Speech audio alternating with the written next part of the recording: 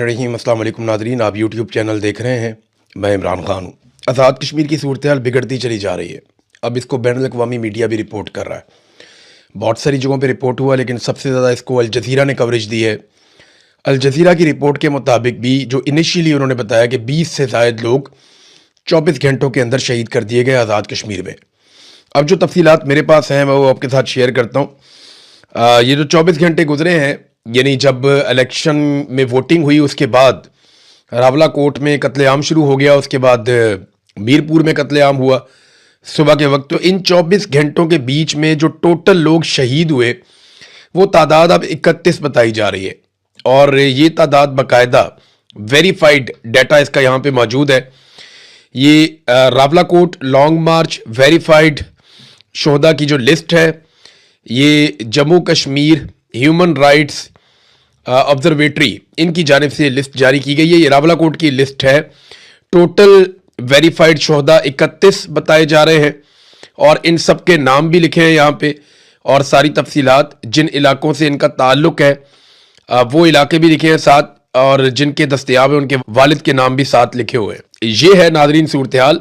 70 से ज़ायद शहादतें हो चुकी हैं अब तक की इतला के मुताबिक आज़ाद कश्मीर में, और ये सारा कुछ हुआ जॉइंट अवामी एक्शन कमेटी के एहतजाज और उनके मुतालबों के बाद, जब मिलिट्री एस्टेब्लिशमेंट ने यह फैसला कर लिया कि उन्होंने किसी सूरत भी ये मुतालबा तस्लीम नहीं करने और वो आज़ाद कश्मीर के इक़्तिदार पे अपनी गिरफ्त ढीली नहीं करेंगे और लोगों को उनका मैंडेट नहीं देंगे, तो फिर ये सूरत हाल पैदा हो गई।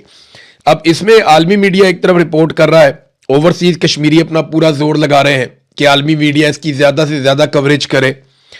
बरतानवी एमपीज़ भी कुछ बोले हैं, कुछ और आलमी आवाज़ें उठना शुरू हो गई हैं। ह्यूमन राइट्स की तंजीमें आवाज़ उठा रही हैं।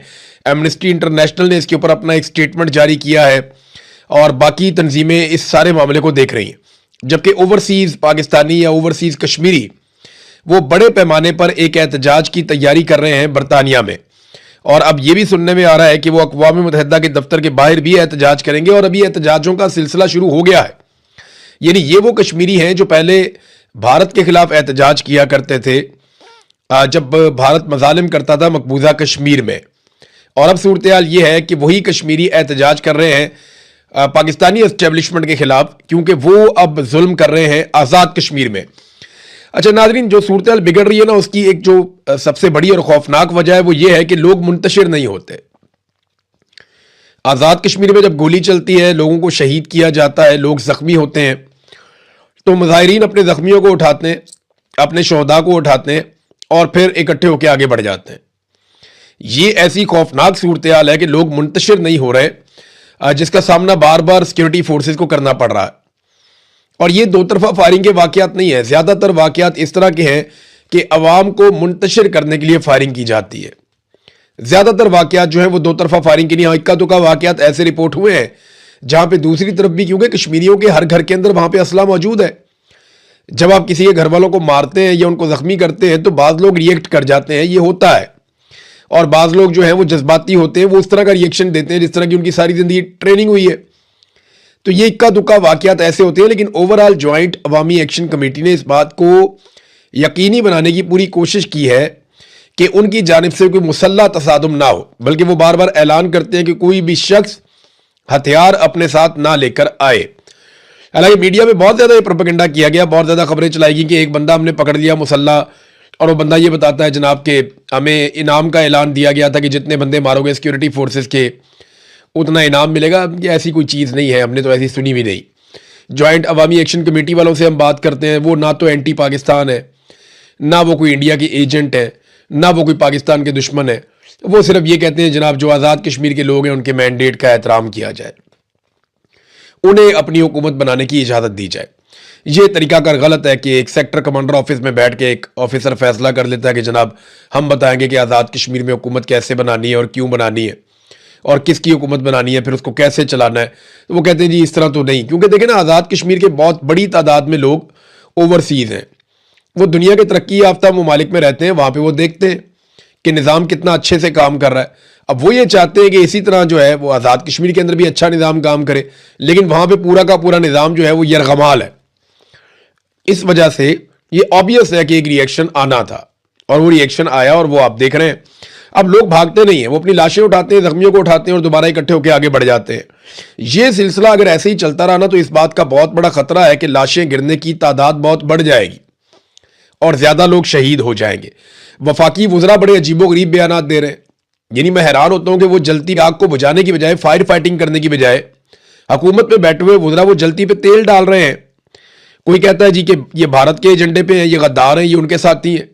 कोई वजीर कहता है कि जी हमारे जो ट्रेंड किए हुए मुजाहिदीन हैं वही वापस हमारे गले पड़ गए, वो हमसे अब लड़ रहे हैं। एक तो इसके अंदर एक बड़ा एतराफ़ है कि भारत के अंदर जो मुजाहिदीन लड़ते थे उन्हें पाकिस्तान की फौज ट्रेंड करती थी और ये पाकिस्तान के वुज़रा ये एतराफ़ कर रहे हैं कि जनाब हमारे ही ट्रेंड किए हुए मुजाहिदीन वापस हमें पड़ गए हैं। अब ये इस तरह के जो गैर जिम्मेदाराना स्टेटमेंट है उनसे तो जल्दी पे तेल डलेगा और वहां पे आग लगाई जा रही है। लोग पीछे हटने को तैयार नहीं है, वो अपने प्यारों को दफनाने के बाद फिर आगे बढ़ने की बात कर रहे हैं। एस्टेब्लिशमेंट के जो टाउट सहाफ़ी हैं वो अब ये पैगामात दे रहे हैं एस्टेब्लिशमेंट की जानिब से, यानी डाक लेकर आते हैं। वो ये बताते हैं कि जनाब एस्टेब्लिशमेंट ने ये फैसला कर लिया है कि समझौता नहीं करेंगे, मार डालेंगे, सजा दी जाएगी। देखिए ये वो सहाफ़ी तो अपने मुंह से ये कहते हैं जनाब देखें तो हम तो खबरें दे रहे हैं, हमें तो जनाब अंदर से सोर्स से पता चलता है कि मार दिया जाएगा, कत्ल कर दिया जाएगा, तबाह कर दिया जाएगा, बर्बाद कर दिया जाएगा, कोई नरमी नहीं होगी, बहुत सख्ती की जाएगी, हार्ड स्टेट कर दी जाएगी, इंज कर देंगे तो उंट कर देंगे। नहीं, ये खबर नहीं है। ये वो धमकियां हैं जो जर्नैल अपने मुंह से नहीं लगा सकते। अगर जर्नैल अपने मुंह से ये धमकियां लगाएं तो पूरी दुनिया में उनके मुंह पे थू थू हो जाएगी। लिहाजा ये धमकियां लगाने के लिए उन्होंने अपने टाउट्स पाले हुए हैं और वो उनके जरिए से ये धमकियां लगवाते हैं। ये खबर कोई नहीं होती। जर्नैल का जो धमकी लगाने का दिल करता है ना कि ये वाली धमकी मैंने लगानी है पाकिस्तानी अवाम को, धमकी खुद नहीं लगाता। वो करता यह है कि अपने टाउट के जरिए से वो धमकी लगवाता है। खबर कोई नहीं होती उसके अंदर, निरी धमकी होती है। आगे वो टाउट बैठ के शुरू हो जाता है उनके बिहाफ के ऊपर। यानी ये तो वो हरकत है ना कि वो चौधरी के साथ एक मरासी होता है, वो चौधरी के बिहाफ पे हर एक को धमकी लगाता फिरता है। तो ये इस तरह के काम है, ये सहाफियों के करने वाले काम नहीं है। ये जो डाक लेके आ जाते हैं हर दूसरे दिन आके बैठ जाते हैं कि जनाब नहीं हमने जनाब हम खबर निकाल के लाए हैं, एस्टेब्लिशमेंट जनाब और डंडा देगी और हार्ड स्टेट करेगी और ज्यादा ये करेगी और ज्यादा वो करेगी। वो धमकियां लगा रहे होते हैं किसी और के बिहाफ के ऊपर, और वो जर्नैल जो है वो अपने मुंह से धमकी लगाना नहीं चाहते। उन्हें पता है कि कल को इसका जवाब देना पड़ेगा, कल को हम फंस जाएंगे। और कल को अगर इस बंदे को पकड़ के इसकी किच्ची मरोड़ के इससे पूछने के बता भी किसने तुझे कहा था कि ये वाली धमकी लगा, तो ये नाम भी नहीं ले सकेगा किसने मुझे कहा था, और अगर नाम लेगा भी तो कोई मानेगा भी नहीं इसकी बात। ये टोटल औकात है। लेकिन धमकियां फिलहाल लगाई जा रही हैं। आज़ाद कश्मीर के लोगों को भी आलमी मीडिया इस पर काफ़ी कवरेज कर रहा है, वो सब हम देख रहे हैं। अब नादरीन, इसमें जो लोग शहीद हुए उनमें एक इमाम मस्जिद शहीद हो गए। यानी उनका क्या कसूर था? एक इमाम मस्जिद है, वो नमाज पढ़ा रहे हैं वहाँ पे, वो भी नमाज पढ़ाते थे, वो भी शहीद हो गए। एक उस्ताद है मुअल्लिम, वो भी शहीद हो गए।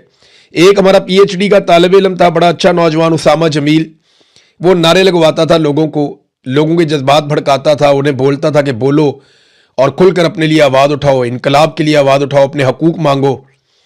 PhD कर रहा था वो नौजवान, वो कोई दहशतगर्द तो नहीं था ना। अब पाकिस्तान में कायद-ए-आज़म यूनिवर्सिटी से PhD करने वाला नौजवान, उसको आप कैसे कह सकते हैं कि वो कोई दहशतगर्द है? वो उसके नारे में सुन रहा था अभी के जवानियां लुटाएंगे, सीने पे गोली खाएंगे, इनकलाब लाएंगे। उसने गोली भी खा ली, अपनी जवानी भी लुटा दी, और इनकलाब का इंतज़ार अब हम करेंगे कि इनकलाब कब आएगा। अब कुछ ऐसे टाउट्स हैं जिनके अच्छे ताल्लुकात हैं मिलिट्री एस्टेब्लिशमेंट से, नाम लूँगा तो बहुत चीखें मारेंगे, लेकिन आप देख लें सोशल मीडिया पे जाके, ये जो जर्नलिस्ट हैं ये अब कहना शुरू हो गए जी ये मामला मिस हैंडल हुआ है। ये जो सहाफ़ी हैं ना, ये अपने से नहीं बोलते, ये तब बोलते हैं जब इन्होंने मिलिट्री एस्टेब्लिशमेंट को रेस्क्यू करना होता है।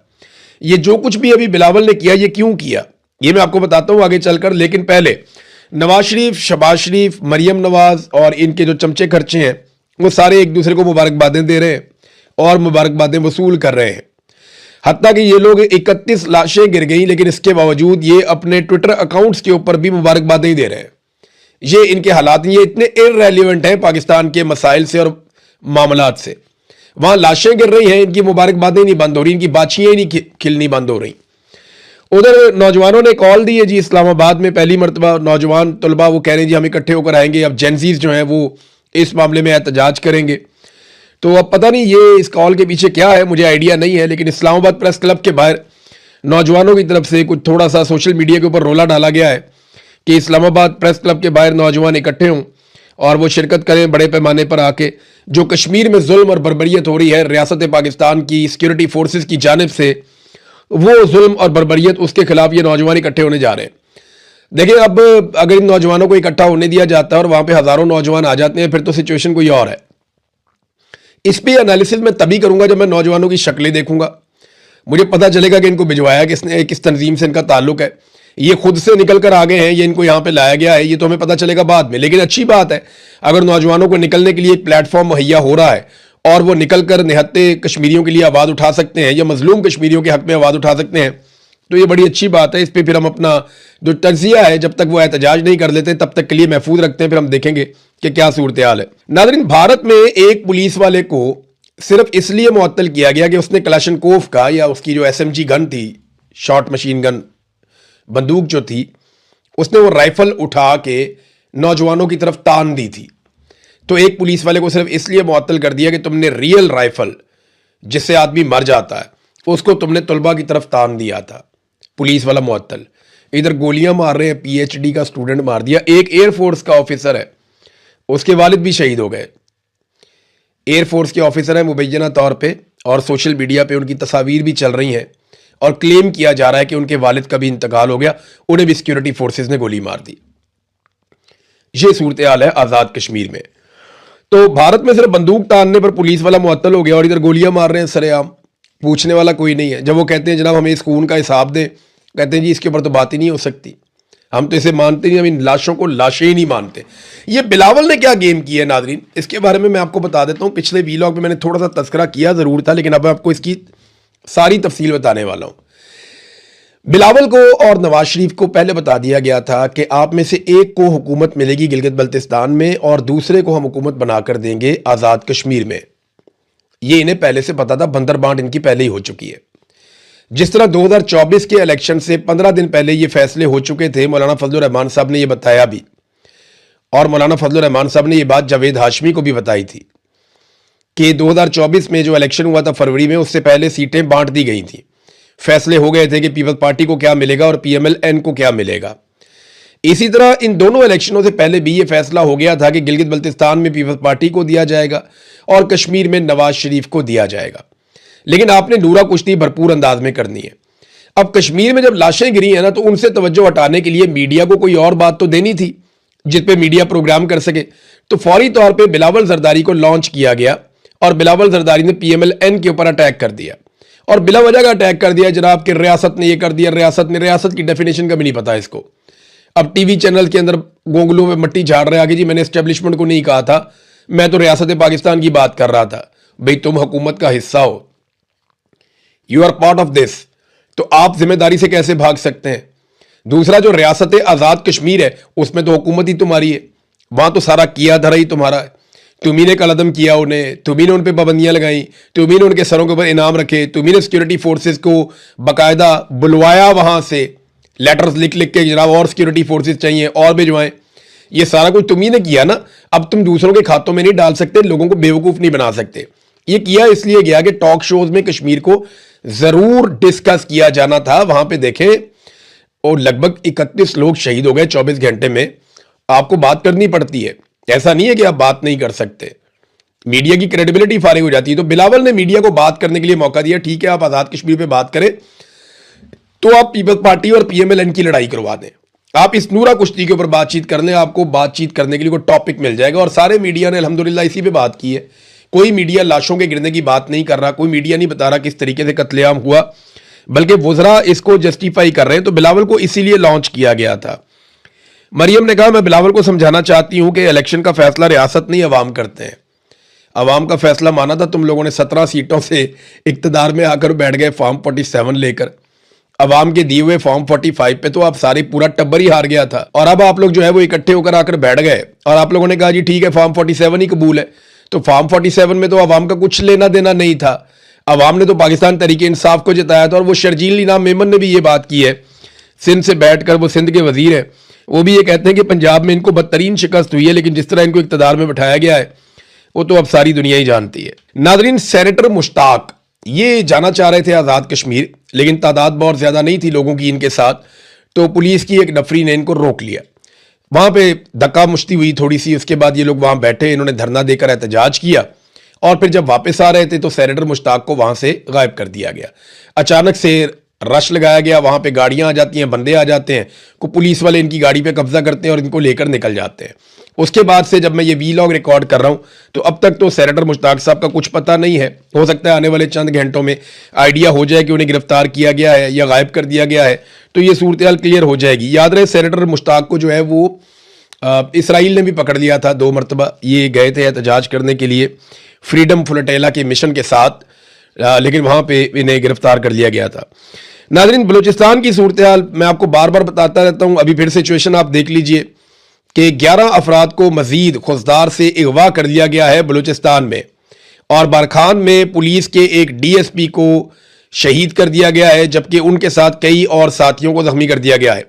तो बलूचिस्तान के हालात बिल्कुल भी सरकार के कंट्रोल में नहीं आ रहे, जबकि जो चीज़ें कंट्रोल होनी चाहिए वो भी ये कंट्रोल नहीं करना चाहते। यानी पेट्रोलियम मसनूआत की कीमतें आलमी मंडी में 17 से 18% तक कम हो गई हैं। 17 से 18% तक कम होने का मतलब है कि पाकिस्तान की सरकार अगर लेवी वगैरह को कम ना भी करे, टैक्सीज वगैरह को कम ना भी करे, तो फिर भी इस वक्त 60 से 70 रुपए का रिलीफ आवाम को दिया जा सकता है। लेकिन जब कीमत बढ़ानी होती है तो रोजाना की बुनियाद पे 10 रुपए, 20 रुपए, 30 रुपए बढ़ा देते हैं, लेकिन जब कम होनी होती है तो कोशिश करते हैं कि आखिरी दम तक कम ना की जाए, जितना ज्यादा लोगों की जेबों से पैसा निचोड़ा जा सके वो पैसा निचोड़ा जाए। लिहाजा इसीलिए अभी तक पेट्रोलियम मसनूआत की कीमतें कम नहीं की जा रही, बल्कि थोड़ी थोड़ी करके लगातार बढ़ाई जा रही हैं। मुराद सईद ने एक वार्निंग जारी की है, वार्निंग मैं आपको पढ़ के सुना देता हूं। उन्होंने कहा जी, इमरान खान की हुकूमत गिराकर 3 साल इमरान खान को बदतरीन कैद में डालकर पाकिस्तान के चप्पे चप्पे में जो आग लगा दी गई है, कोयटा से कश्मीर तक, इस्लामाबाद से मुईद के तक, जैसे अपने लोगों पर इन्हीं की हिफाजत के लिए मुहैया की गई बंदूकों से, उन्हीं के पैसों से खरीदी गई गोलियों से, उन्हीं का खून बहाकर उन्हीं के देश को लहूलुहान किया जा रहा है।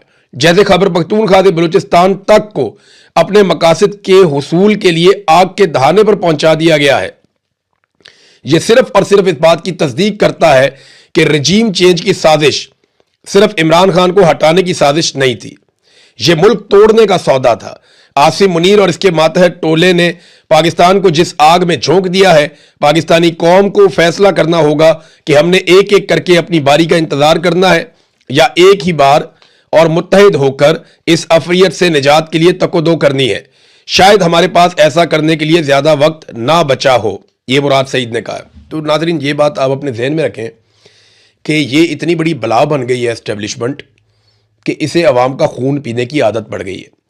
जितना खून आप इनको देते रहेंगे ना, ये पीते रहेंगे और उतनी ताकतवर होती जाएगी ये बला। फिर इसको मारने के लिए आपको ज्यादा खून देना पड़ेगा, ज्यादा कुर्बानी देनी पड़ेगी। आज अगर आप इस लड़ाई को नीयत के साथ लड़ेंगे, देखें आफ्ताब इकबाल साहब ने एक बात की है, उनकी बात को फेंका नहीं जा सकता। कोई उम्मीद नहीं है इमरान खान साहब के जेल से बाहर आने की। ये रजीम आसिम मुनीर ये कभी भी इमरान खान को बाहर नहीं आने देंगे और कभी उनको जिंदा नहीं छोड़ेंगे। ये बात मेरी आप याद रखिएगा। ये मेरी असेसमेंट भी है, मेरा अंदाजा भी है, और जो हालातों वाकयात देख रहा हूं उसके मुताबिक समझ भी यही आ रही है। जो इस्तिस्ना लेते फिर रहे हों, एक्सटेंशंस लेते फिर रहे हों, जिन्होंने पूरी दुनिया में हर चीज का सौदा कर लिया हो, जिन्होंने डोनाल्ड ट्रंप के सामने हर चीज त्याग दी हो, वो कभी आपको लगता है कि इमरान खान को छोड़ेंगे जिसके लिए उन्होंने हर चीज अपनी कुर्बान कर दी? वो कभी नहीं छोड़ेंगे। इमरान खान को छुड़वाना पड़ेगा। पाकिस्तानी ये कर सकते थे, पाकिस्तानी ये कर सकते हैं, लेकिन एस्टेब्लिशमेंट खुद से इमरान खान को छोड़ देगी, इसकी कतई कोई तवक्को नहीं है। ये बात ज़हन में रखें। ये करना पड़ेगा तो आपको खुद करना पड़ेगा। आज कर लेंगे तो आसानी से हो जाएगा, जितना टाइम गुजारते जाएंगे ये उतना मुश्किल होता चला जाएगा। जो आज आज़ाद कश्मीर में हो रहा है, बाकी सारी पॉलिटिकल पार्टीज अपनी अपनी बारी का इंतजार कर रही हैं, लेकिन बारी बारी सबकी बारी आज कश्मीर में हो रहा है ना, याद रखिएगा यही पाकिस्तान तहरीक इंसाफ के साथ दोबारा होगा, क्योंकि कश्मीरियों के साथ पाकिस्तान तहरीक इंसाफ खड़ी नहीं हो रही, खड़े हो ही नहीं रहे। पाकिस्तान तहरीक इंसाफ है ना अपोजिशन जमात, उन्हें चाहिए था इस्लामाबाद में एक बहुत बड़ी रैली निकालते, उन्हें चाहिए था एक बहुत बड़ी रैली लेके अवाम की कश्मीर की तरफ चल पड़ते यकजहती के लिए। उन्हें चाहिए था कि वो कहते जी हम रोल प्ले करते हैं मुज़ाकरात का और बिठाओ कश्मीरियों को हमारे साथ, वो भी हमारे भाई हैं, तुम भी हमारे भाई हो। वो किसी किस्म का रोल लेने के लिए तैयार ही नहीं है, डरे हुए हैं, सहमे हुए हैं। और अवाम जो है वो तो खुद से ये चीज़ें नहीं कर सकती ना, जो पॉलिटिकल लोग हैं वही आगे बढ़ते हैं। बहरहाल बारी बारी सबकी बारी। अब तक के लिए इतने, अपना ख्याल रखिएगा, अपने इस चैनल का भी। अल्लाह हाफ़िज़।